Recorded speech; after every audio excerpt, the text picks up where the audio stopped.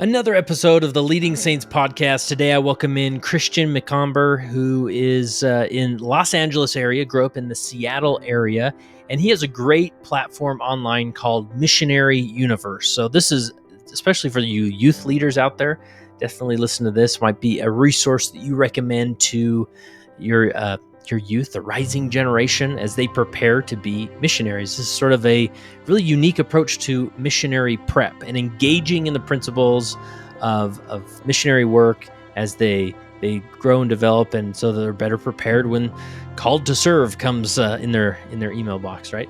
And we also spend a good chunk of the time just discussing ward goals or state goals when it comes to missionary work. Like, how do we involve the youth into developing a goal and then really leaning into some of these goals when it comes to missionary work and allowing God to manifest miracles in the word mission. And so he has some great tips, some great perspectives. I think you'll enjoy it. I love Christian's zeal for missionary work, as he is so active in helping people come into Christ through missionary work, and I think you'll find it inspiring. So here's my interview with Christian McOmber. All right, welcome to the Leading Saints podcast with Christian McOmber here. How are you, Christian? Doing good. Thanks, Kurt. Nice. Well, I'm glad to have you here. You are a force to be reckoned with online. You've got an online platform called Missionary Universe. What is this thing? What's the background to it? Give us the whole story. Yeah, so Missionary Universe started around 2020, and I think the initial concept behind it was this was at the height of the Marvel Cinematic Universe. Oh, And we cool. were thinking, there's so much momentum around this cinematic universe. What if there was something like this for missionary training for youth? And I was writing a book around that same time, and I wasn't even starting a YouTube channel, wasn't really on my radar, but we dove into it, Yeah. and it's kind of just been a journey. We just realized this was an opportunity. We wanted to rally the youth battalion of the Lord using modern technology, and this felt like a way to do that. Yeah. And have you always just had a passion for missionary work? Did it come from your own mission, or? So yeah, I grew up loving missionary work. My dad was really into it, and we were growing up in Seattle. It was a place where it's kind of cold and dark and stormy. And then I went on my mission, and it was to Brazil, and it was this beautiful, lush environment. And it really, I had more vitamin D in like the first week than I had my whole life. So I was just filled with energy arriving Yeah. in Brazil, and I had all this. I call it potential energy. Like, you had all this potential energy with my dad growing up, where he was getting me all excited to serve. And then when I became a missionary, we really turned that into kinetic energy and just went wild. And I had so much fun as a missionary, and helped many people come unto Christ. And then I was really surprised when I came home and I started doing missionary work in my local area again. And in Brazil, I learned a fast-paced form of missionary work that we were able to help many people come unto Christ. Mhm. And when I came home and I started teaching people with that missionary mindset again, I realized that even though the culture of Seattle and Brazil are like almost polar opposites, when you invite people to follow Jesus Christ and be baptized, their responses were so similar.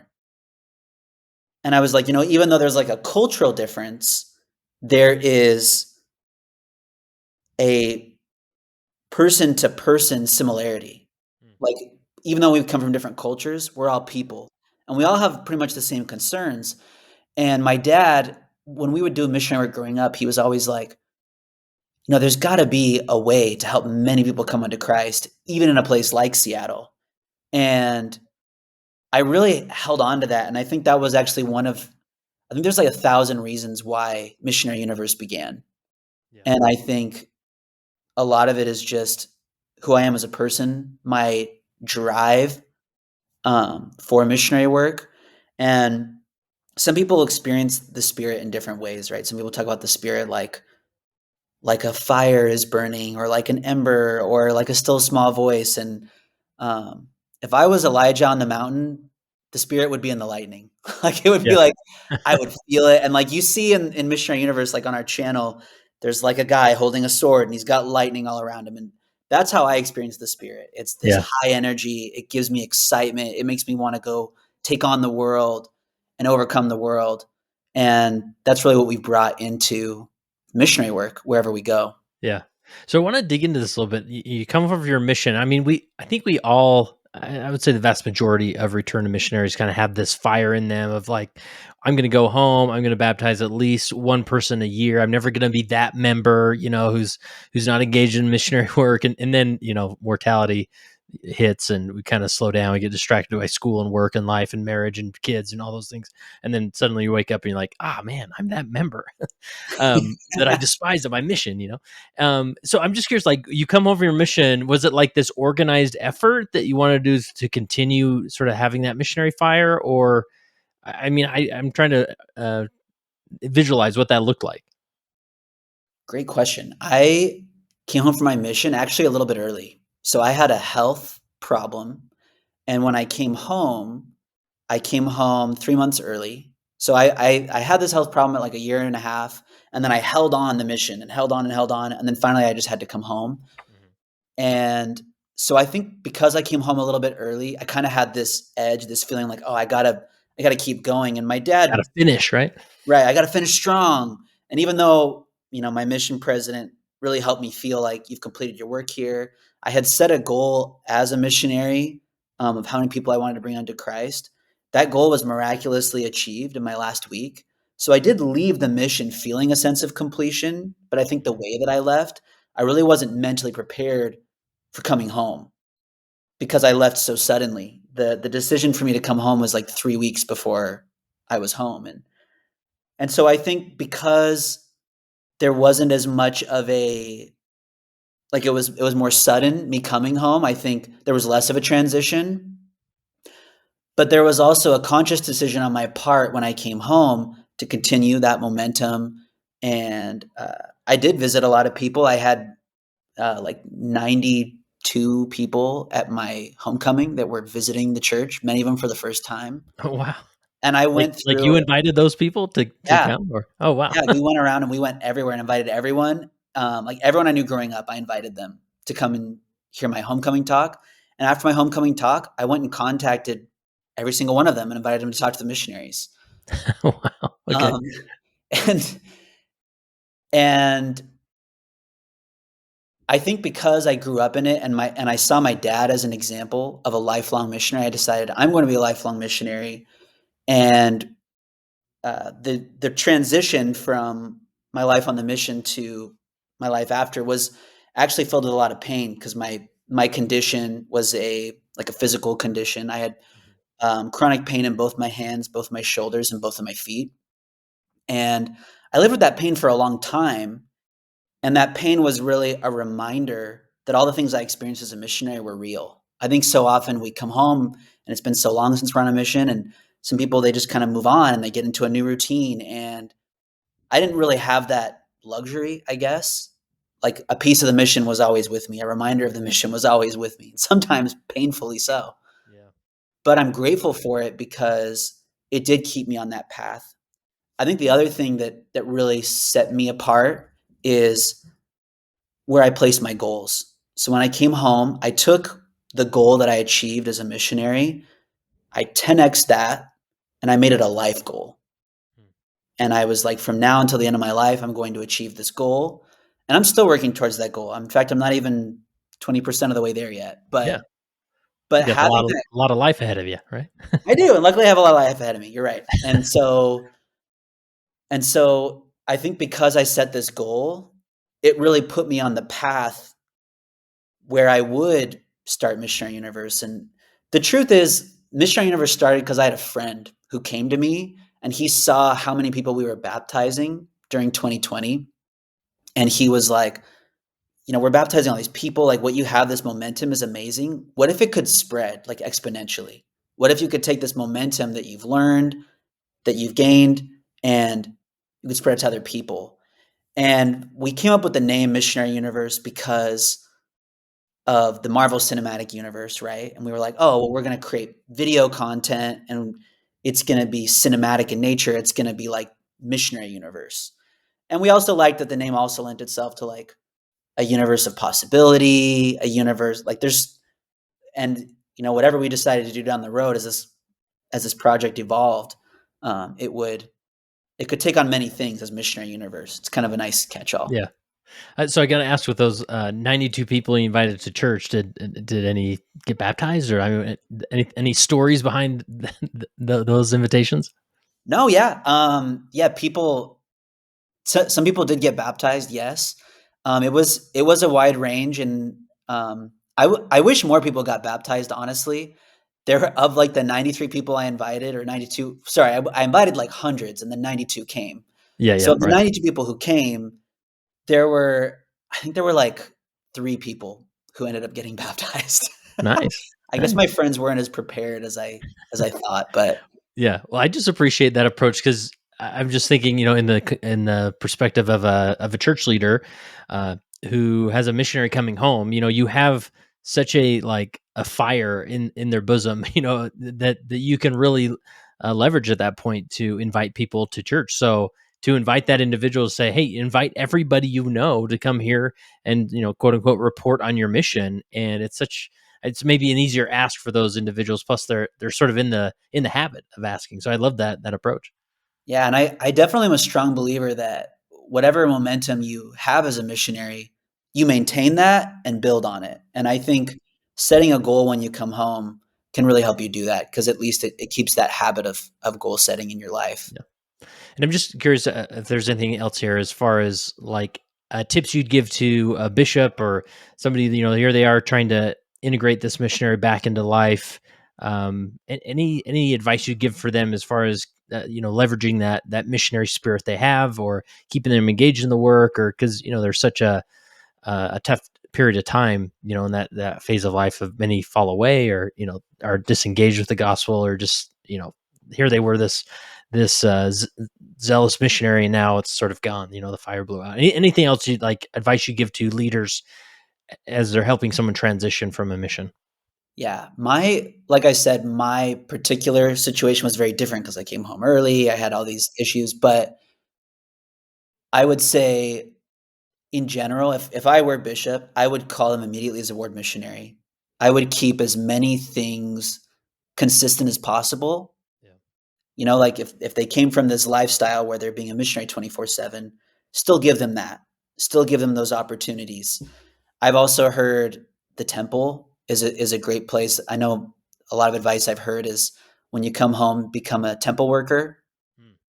But I would say staying involved in the work and just never letting that work go will keep you strong.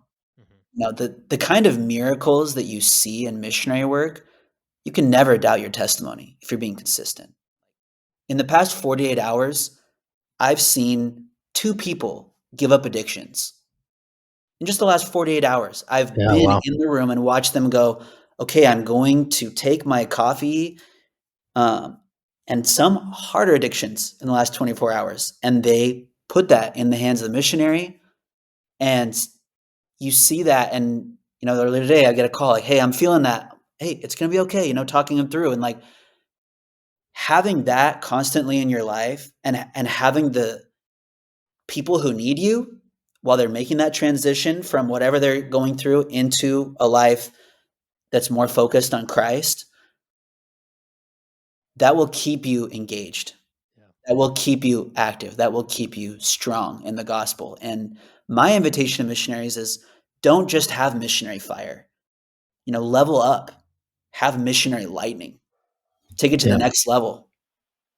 No, I love it. That's really encouraging and motivating. So, one of the main things we want to focus on in our discussion is, as far as setting goals as a ward. I'm pretty sure it's pretty universal that most wards are asked from their area, leadership, that, hey, submit a number of baptisms you expect to have in the coming year, or some type of goal. And this can get tricky, because sometimes it's like, I don't know, do you just sort of pull a number out of the air, thinking, well, I mean, that would be a stretch goal, I guess. Or, we had 5 last year, so maybe we'll try for 6, and so I think there's a lot to discuss here. So where's a good jumping off point when it comes to setting goals as a ward? For setting goals as a ward, you like you said, it's tough to know where to start. And I would say to start with the youth. You go to the youth and you say, what do you think is possible? And maybe you do like a night where you share different missionary stories, and you try to find people in the ward who have experienced a lot of missionary momentum. Because whether your ward is baptizing 5 people or whether they're baptizing nobody, really whatever you want to achieve, like something I often say to people when who are thinking about setting a goal is, you're not just setting a goal, right? Setting a goal is something we do at work. You're setting a goal with God. And when you set a goal with God, 2 things happen. One, you create space where you can rise to that challenge. You also create space for God to meet you, to fill that gap. And this is where the miracles really happen. In my past ward, I was called as the ward mission leader, and I really wanted to set a high goal for a number of baptisms. And there was, we had to work through it as a council. And I was like, look, we just need to set a goal. Whatever goal you give me, we will achieve. We'll find a way. We'll make it happen. They ended up setting a goal of 12, and then 2020 hit. And like, we had all these new challenges, but I was like, we set this goal. We're going to achieve this goal. And for a brief time during 2020, we were baptizing every single week. And while we were like this was LA, so we were shut out of church buildings. We had so many limitations. And every time we had a baptism, I had to call the stake president. I had to call the mission president. I had to call the bishop. I had to get ecclesiastical endorsements. I had to find either an ocean or a backyard where we could baptize this person at that particular week. Yeah. And we still were consistent, and we achieved this goal. But I have seen often when we're hesitant or we want a goal to be lower, more realistic. So I talked to our youth in my ward now, and I'm like, what goal should we set? Just us as a quorum, not even the full ward yet.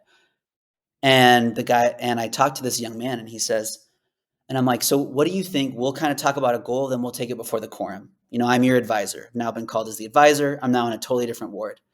And during this conversation, I say, well, what should our goal be?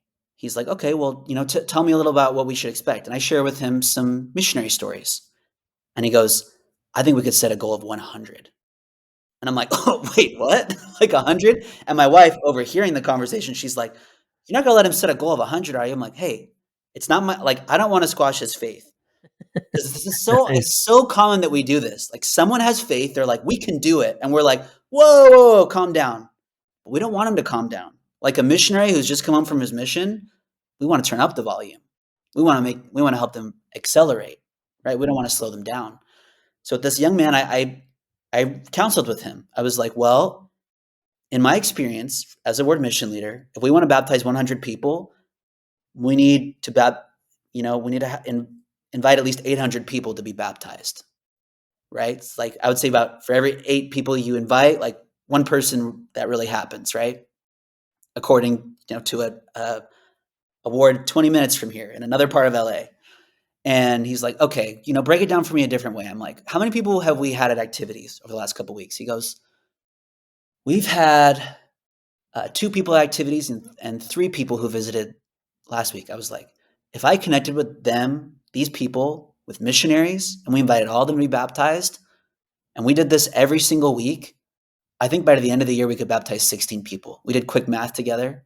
And I was like, but whenever I set a goal with God, I never want to set for what I think is realistic or possible. I want to expand the possibility a little bit more so that when we reach that goal, we know it was only through God that was possible. So the young man goes, I want to set a goal of 20. And we did. We set this goal of 20. And then I wanted to prepare him because I wanted this to come from the young men. So I was like, all right, did you see the thought process we went through? And he's like, yeah, we have this, we have that. And sure enough, when we got to the quorum council, this young man goes, yeah, we're going to set a goal of 20. What do you guys think about that? And every single young man in the room is like, yeah, we're going to set a goal of 20. Like there's total confidence. And then an adult leader, and who knows what kind of missionaries experiences he's had, what things has held him back in the past, kind of raises his hand. He's like, whoa, how are you guys going to achieve this goal? And luckily, because of our prior conversation, the young man's like, yeah, we're averaging, 2.5 people at activities a week. We're going to connect those people with the missionaries and we're going to help them progress.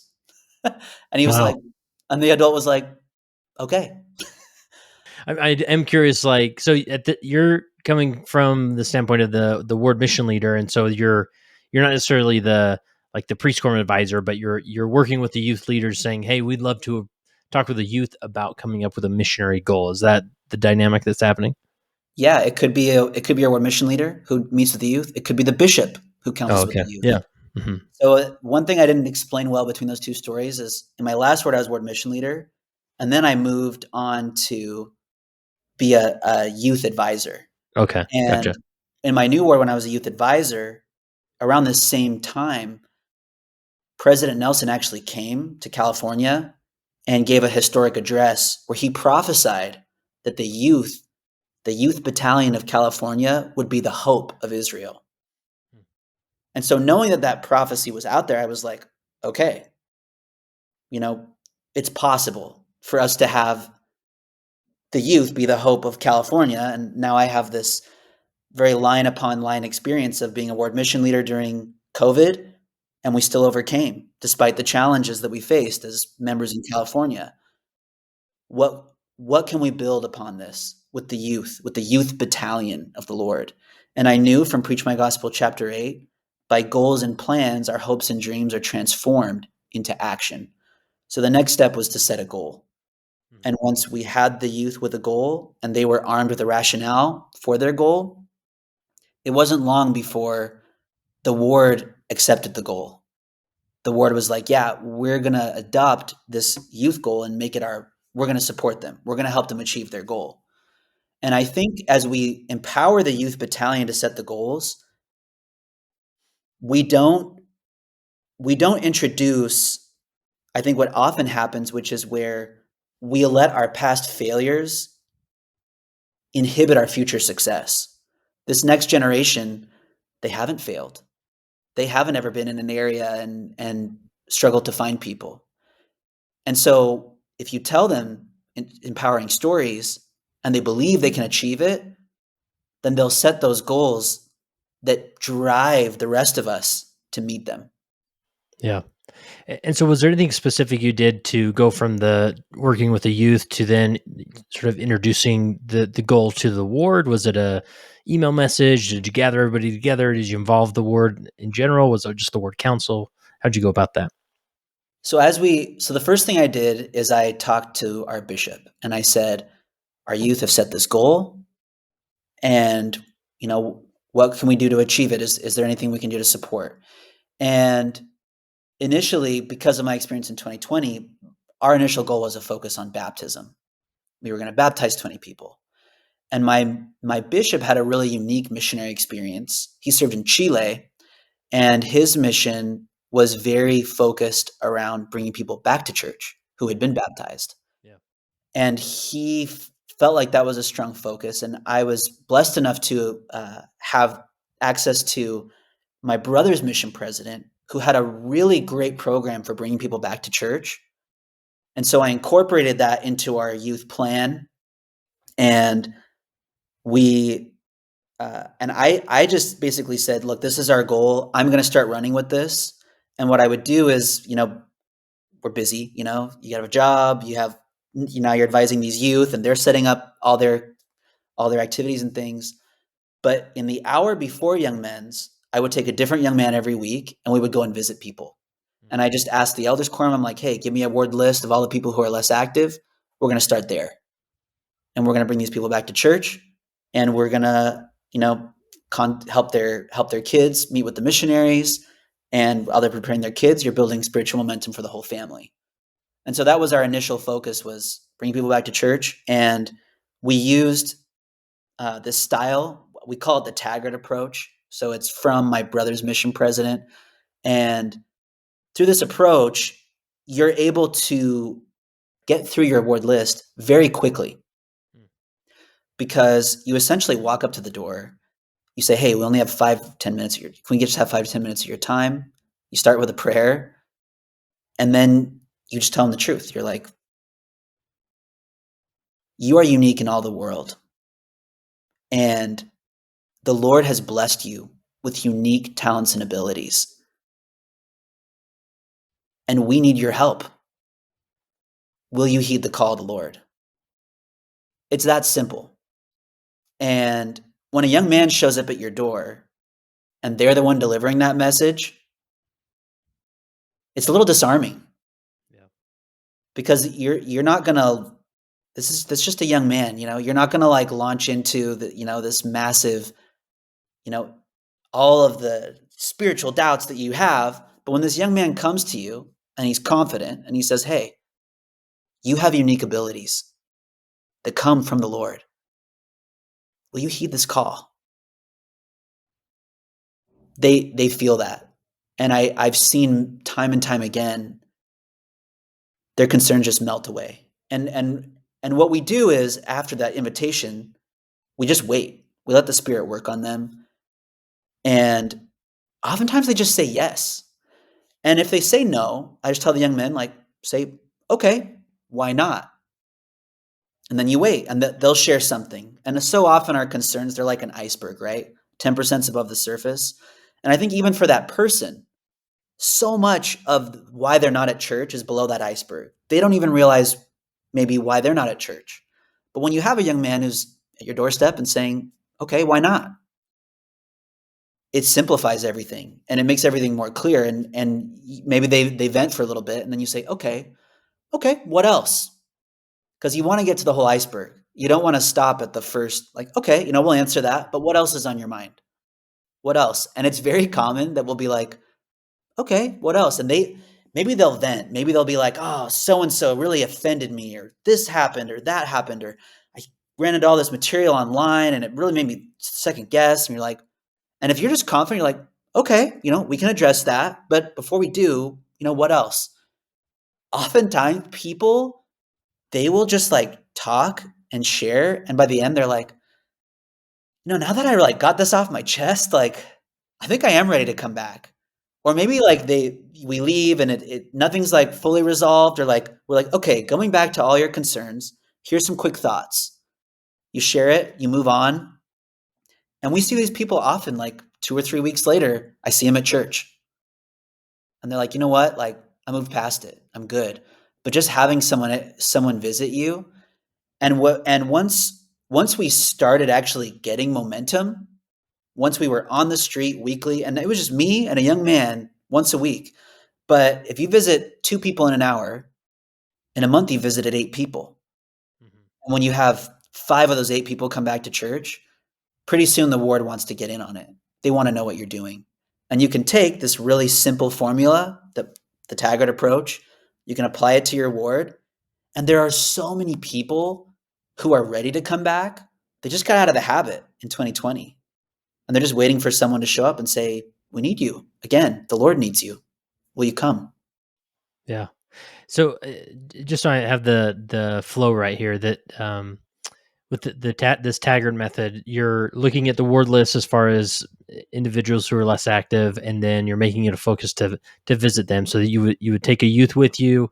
Maybe in an hour, with driving time and everything, you'd get to about 2 or 3 individuals, and you'd have this short conversation with them and invite them to come to church and re-engage in the gospel. Is that connected with your mission goal, as far as like, if those individuals come back, do you count them as part of your 20, or is that kind of a separate goal on its own?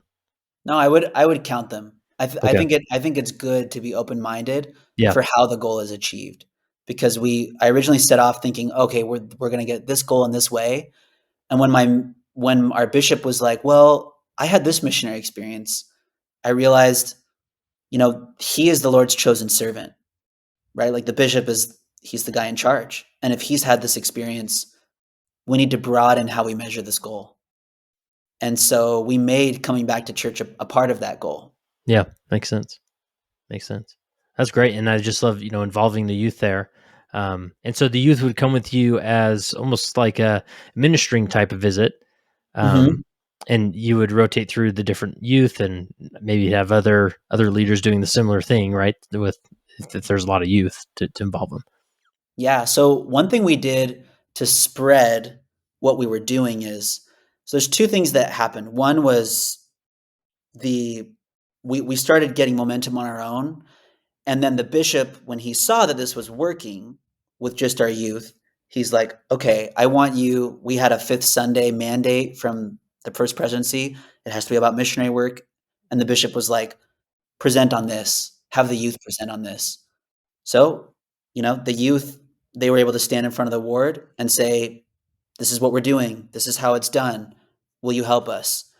And that started to spread it. And we immediately started getting references essentially from members of like, I know this person who's not at church, or I know that person. Can you go visit? I have an aunt, a niece, a nephew, or whatever.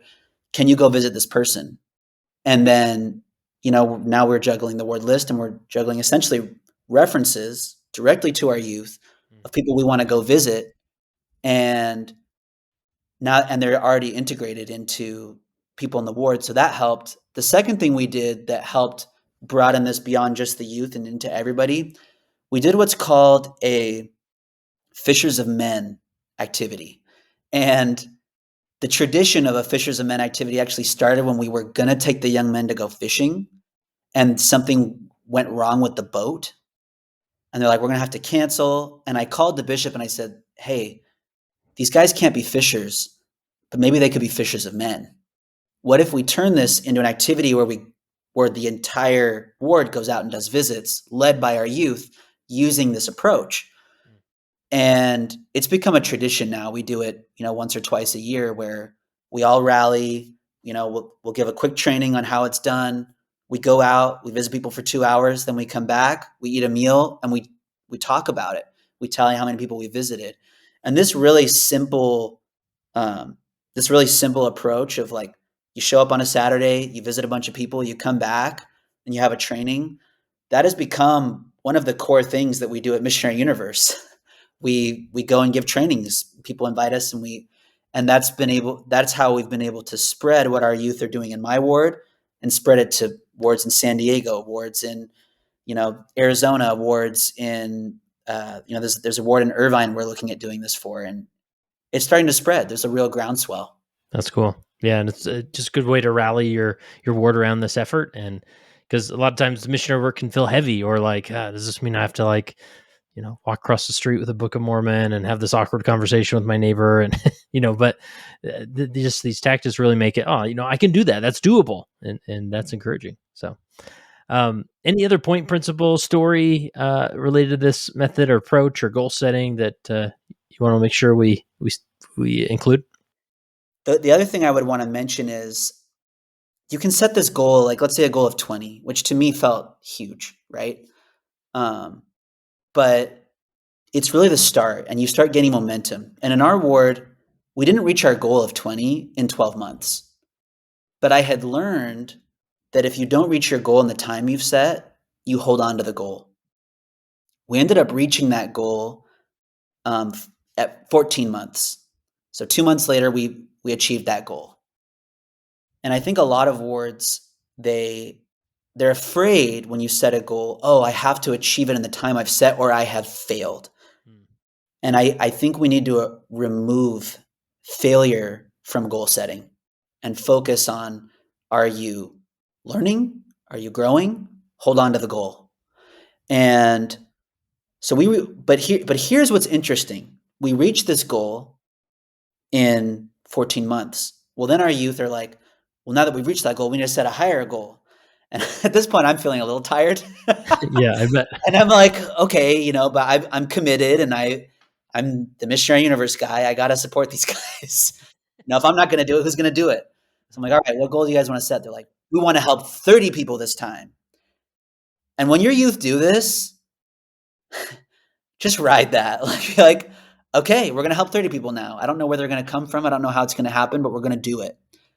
We reached that goal of 30 people in 10 months. Wow, that's cool. And it's because from 0 to 20, we learned things we could have never learned had we not set that initial goal.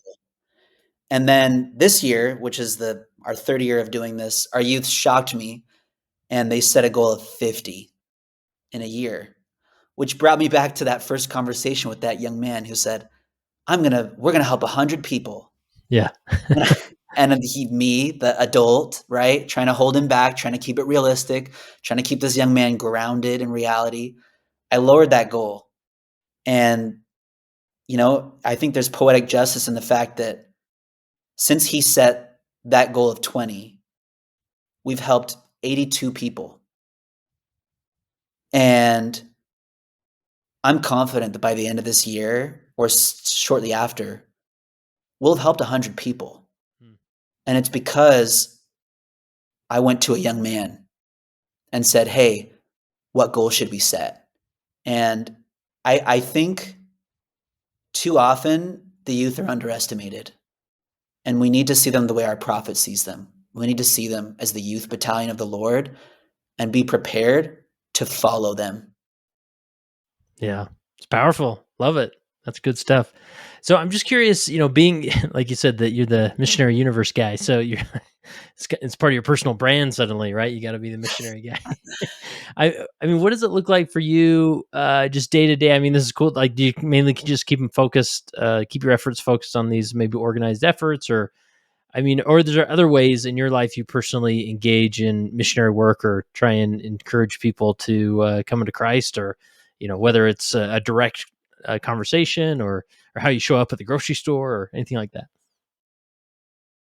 Being the Missionary Universe guy is really something that has just been line upon line. When I was a child, my dad held me. When I was a baby, my dad held me in his arms and said, "This is my opportunity to prepare a future missionary." And I had learned the fourth section of D&C by the time I was 3. And I was out visiting people shortly after. I was very engaged in learning and growing, and I took that into my mission. And wherever you are on your missionary journey, if you keep moving forward, when I was young, my dad dreamed of being like Ammon. And if you actually read, there's like what are those books that we used to read in Elders Quorum that was like the life of the prophets or Oh yeah, whatever? yeah. Teachings of the prophets. Uh-huh. Teachings on the Prophets. If you read Spencer W. Kimball, my dad's actually in there. Oh, cool. They were like, hey, he was like, we're going to flood the earth with Book of Mormons. And my dad was like, okay, I'm going to knock doors in my local neighborhood as a returned missionary. And I'm just going to give away Book of Mormons. And he ended up baptizing like 3 families from it in Seattle. And so, but then we went through like a long, kind of like periods of long drought together where we like went through times where we didn't baptize. But throughout that time, my dad was like, I believe we can be like Ammon. I believe we can bring hundreds. We just have to figure out how. We just have to figure out how. And I think having that as a young man made me the Missionary Universe guy. And I look and whatever like missionary dream or dream for the gospel you have, maybe it won't happen with you. Maybe it'll happen with your kids or maybe even your children's children. But like any goal that you set, you just keep going. And to answer your original question of what do you do in a day-to-day life, like I think fitting Missionary Universe into my schedule is always a challenge because this isn't my job. This is a cause that I care about. Yeah. I work in advertising, which is why I wanted to set out to make video content to begin with. I felt like so much of the world's resources and how we create video content is used on things. I would say like some of the biggest budgets maybe don't go to the best ideas, right? I'd love to imagine what Missionary Universe could do with the same budget that say The Heretic got to create a film, Yeah. or maybe that The Secret Lives of Mormon Wives. Like imagine if Missionary Universe had a budget like that. Yeah. What could we achieve? What kind of stories could we create? How many youth could we inspire around the world? It would be I think world changing. And so I started this, and I'm still figuring out how to turn it into something that's real. But I do believe in that goal. I believe in the goal of creating content, and so I just chip away at it. So the big project we're working on right now is telling the story of our incredible youth Mhm. and doing it in a way where we can harvest these insights and turn it into like an engaging documentary.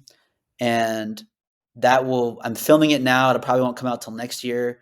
A project I'm also currently releasing right now is Preach My Gospel on film. So we've taken the Lord's inspired playbook, we've turned it into a film. And so somehow in between coming up with ideas for Burger King and grandma's cookies and Pepsi, I find time to interview one of my young men, or I find time to go on a visit, or I find time and I've learned that as I put God in the center of my life, everything else falls into place. Yeah. Magically, there's just time for all the things you want to do. As long as you keep your goals, your focus on Christ, everything else falls into place. And that's how I kind of juggle this in my daily life. So how can individuals who are listening participate in this? Do you want them just to sort of share your content, make sure it gets to shared around? I assume it's just for like it's the content's for Latter Day Saints. It's not necessarily general, you know, proselytizing type of content. Or how can people leverage your content and use it? Yeah. I would say the first thing would be that our core of what we're doing is empowering and arming the youth battalion of the Lord to achieve their divine potential. And I would say the best thing that someone watching this could do would be to share Preach My Gospel on Film. They can find it on our YouTube channel. If they go and they search Preach My Gospel on Film, they'll find our content. And if you're a seminary teacher and there are youth in your class who are thinking, oh, maybe I want to go to mission, maybe I don't, check out Preach My Gospel on Film and share that with them. Um, Luckily, Preach My Gospel is now part of the seminary curriculum. So it's pretty amazing that we came out with this at the same time that that adjustment was made. So I'm really thinking the seminary would be a great opportunity. But whether you're a bishop who's looking to get your ward excited, share Preach My Gospel on Film with them. If you're a young men's advisor, young women's advisor, having the youth in Preach My Gospel is going to help them accelerate their missionary preparation. Too many missionaries go into the field and they're not really proficient at missionary work until like a year or a year and a half. And some of them never become proficient. And what happens is if you're not proficient as a missionary, that experience isn't fun. It's not enjoyable. And now you come home from your mission with a negative association with the gospel. But if you have the skills and the abilities and the spiritual power that comes from Preach My Gospel, and you enter the mission field with that, you're looking at hundreds of thousands of members that are like me, people who are so excited we make missionary work central in our life and position, our family time and our efforts and our time and our talents and our abilities around building the kingdom. And so I think getting this resource in the hands of youth like never before is our top concern. That being said, I do create content for people who are looking to explore the church, but I mostly do that on Instagram. And I do this through like Book of Mormon reaction videos where I see someone talking about the gospel. Maybe they're Christian, or maybe they're just talking about like overcoming an addiction or a gospel adjacent topic. And I'll invite them to read the Book of Mormon. And that gets a lot of engagement. The other thing I'll do is I'll create, I'll look at comments and see what kind of concerns are people having in my comment section. And I'll make videos around that on my Instagram. So if you have friends that are outside the church, check out our Instagram, look at some of the responses that I have, and feel free to send them to your friends. And then for really empowering your youth, I would say check out Preach My Gospel on Film, or reach out to us and maybe we can be given a training in your ward. Awesome. Really good stuff. Well, we'll link to everything in the show notes so people know where to go and where to find it and watch and follow along and subscribe. So I'm excited to for people to jump in. And last question I have for you is, as you reflect on your time as a leader or as a missionary, how has being a leader helped you become a better follower of Jesus Christ? One thing I've learned, especially I always tell our youth, there's two kinds of leaders. There's a designated leader, like a bishop or like a quorum president. There's also natural leaders. There's people who start a YouTube channel or rally behind a cause. And something I've learned as a natural leader is the importance of unity and seeking to build on common beliefs. And like we did with our bishop, where we set off with one course of action, and the bishop was like, "Well, I want us to focus on this," and be like, "Okay, yeah, we'll bring that in." And I wish more people in the world who believe in Jesus Christ and love Jesus Christ could go, "Really? He appeared to the people in the Americas? Yeah, let's take that on. I'm going to take that with me."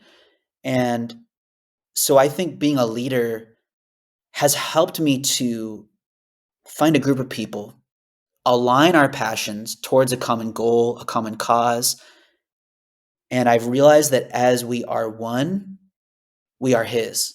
And inversely, if we are not one, we are not His. So when we are leading, always seek for unity, always seek to build on common beliefs. And that would be really my key takeaway at this juncture of my own journey with Jesus Christ is I want to seek unity. I want everyone to come unto Christ. And while that may sometimes require a sword and a shield and a youth battalion to achieve that goal, we serve the Prince of Peace, and everything from our tactics to our mindset should be aligned with that.